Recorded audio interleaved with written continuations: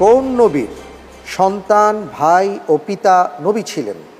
ক দাউদ আলাইহিস সালাম, খ সুলাইমান আলাইহিস সালাম, গ ইসহাক আলাইহিস সালাম, ঘ ইসমাইল আলাইহিস সালাম।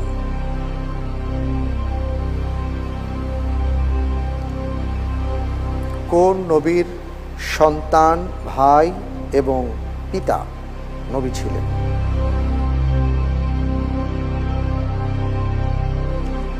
বেশি সময় নেওয়া যাবে না।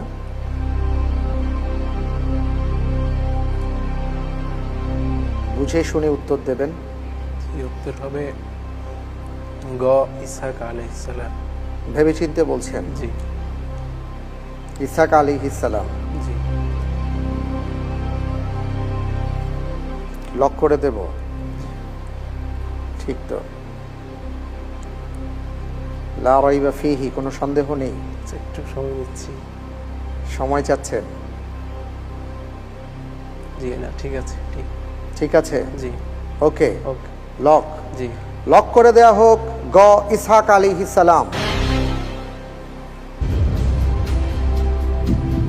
আপনি এবার যে উত্তরটি দিলেন,